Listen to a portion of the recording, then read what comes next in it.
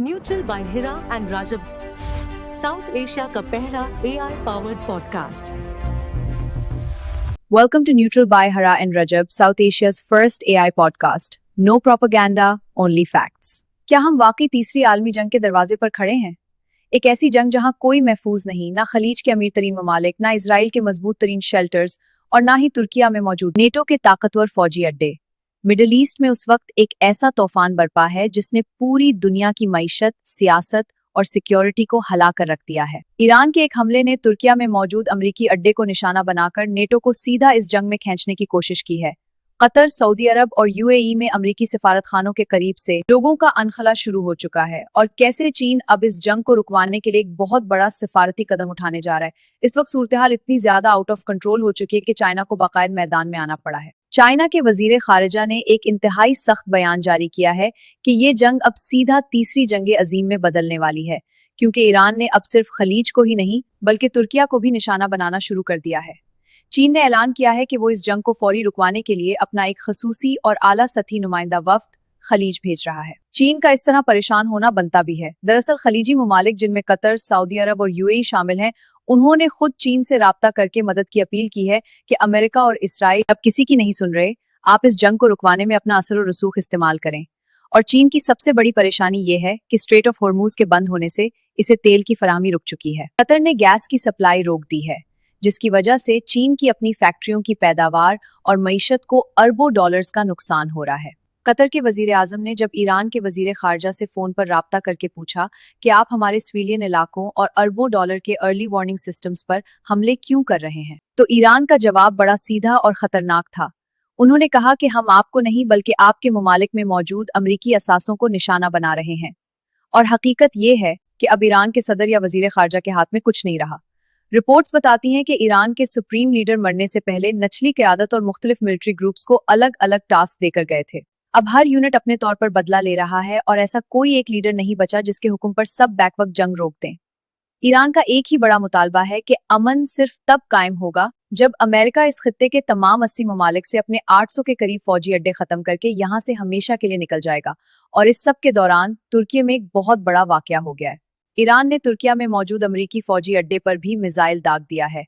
ये पहली बार है कि नेटो के किसी अड्डे को निशाना बनाया गया है और उन्होंने उसे रोकने की कोशिश की है। अगर नेटो के आर्टिकल 5 के तहत तुर्किया की मदद के लिए नेटो ममालिक मैदान में आते हैं तो फिर रूस भी ईरान के दिफा में कूद पड़ेगा, जिसका सीधा मतलब पूरे यूरोप की तबाही है। आप ईरान की टेक्नोलॉजी और इंटेलिजेंस का अंदाजा लगाएं। इनके मिसाइल और ड्रोन्स इस कदर एक्यूरेट हैं कि वो इमारतों के अंदर छुपे हुए CIA और मोसाद के एजेंटों को चुन चुन कर निशाना बना रहे हैं। ये एक बहुत बड़ा सवालिया निशान है कि इन्हें इतनी दुरुस्त और खुफिया मालूमात आखिर कौन फराहम कर रहा है। अमरीकी फौज अब खलीज में अपने मुख्तलिफ कौंसल खाने और इमारतें खाली करके वहां से भागने पर मजबूर हो गई है। इस जंग के असरात अब उन ममालिक की गलियों और शेल्टर्स तक पहुंच चुके हैं जहां कभी मुकम्मल अमन हुआ करता था। पिछली रात इसराइल के शहर तिल अबीब के लिए किसी भयानक डरावने ख्वाब से कम नहीं थी। ईरान के बेशुमार खैबर और शहाब-3 जैसे जदीद बैलिस्टिक मिसाइलों ने इसराइल के मशहूर जमाना डिफेंस सिस्टम को धोखा देते हुए बराह रास्त इमारतों और शेल्टर्स पर तबाहकुन हमले किए हैं। तकरीबन 70 लाख इसराइली सारी रात जागते रहे और उनके मोबाइल फोन्स पर इमरजेंसी वार्निंग्स की वो बीप बजती रही जिसने इनकी नींदें उड़ा दी हैं। दूसरी तरफ इजरायली डिफेंस फोर्सेस का क्लेम है कि उन्होंने ईरानी शहर कुम में एक बैलिस्टिक मिसाइल लॉन्चर को तबाह किया है और अस्फहान में भी ईरान के फजाई दिफाई निजाम को निशाना बनाया है। लेकिन इस सब के बावजूद इसराइल की अपनी मईशत को अब तक 5 अरब डॉलर्स का भारी नुकसान हो चुका है। ताहम एक छोटी सी रिलीफ की खबर यह है कि 5 रोज बंद रहने के बाद इसराइल का बिन गोरियन एयरपोर्ट जुजवी तौर पर खोल दिया गया है ताकि बैरून मुल्क फंसे इसराइलियों को वापस लाया जा सके। और अगर हम खलीज की बात करें तो वहां हालात इंतहाई तशवीशनाक हैं। दोहा कतर की वजारत दाखिला ने बाकायदा तौर पर अमरीकी सफारतखाने के करीब रहने वाले अपने शहरियों का इनखला शुरू कर दिया है ताकि उन्हें ड्रोन हमलों से बचाया जा सके। अमरीकी महकमा खारिजा ने अपने शहरियों को मिडिल ईस्ट फौरी तौर पर छोड़ने का हंगामी इंतबाह जारी किया है और 28 फरवरी से अब तक तकरीबन 17,500 अमरीकी शहरी खित्ता छोड़कर वापस जा चुके हैं। दूसरी जानिब सऊदी अरब ने भी अल-खरीज शहर के करीब ईरान के 3 क्रूज मिसाइलों को फजा में ही तबाह करने का क्लेम किया है।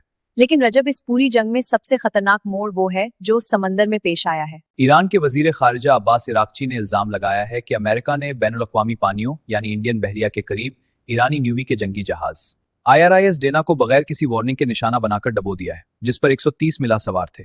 ईरान ने खबरदार किया है कि अमेरिका को इस संगीन कार्रवाई की इंतहाई भारी कीमत चुकाना पड़ेगी और इस धमकी के साथ साथ ईरान की जानिब से सबसे बड़ी और हतमी वार्निंग भी आ गई है। ایک اعلیٰ ایرانی فوجی عہدیدار نے واضح الفاظ میں خبردار کیا ہے کہ اگر امریکہ یا اسرائیل نے ایران میں رجیم چینج یعنی حکومت گرانے کی کوئی بھی کوشش کی تو ایران کا پہلا ہدف اسرائیل کا مشہور ڈمونا نیوکلیئر ری ایکٹر ہوگا۔ انہوں نے دعویٰ کیا ہے کہ تہران کے پاس اس جوہری مرکز کو براہ راست نشانہ بنانے کی 100% صلاحیت موجود ہے، اور اگر ایسا ہوا تو اس جنگ کا دائرہ کار اتنا وسیع ہوگا جس کا کوئی اندازہ بھی نہیں لگا سکتا۔ ویڈیو کو لائک کریں، واٹس ایپ اور فیس بک پر شیئر کریں، اور ہمارے چینل نیوٹرل بائی ہرا اور رجب کو سبسکرائب کرنا بالکل مت بھولیں۔ مجھے اور رجت کا دیجیے اجازت۔ خدا حافظ۔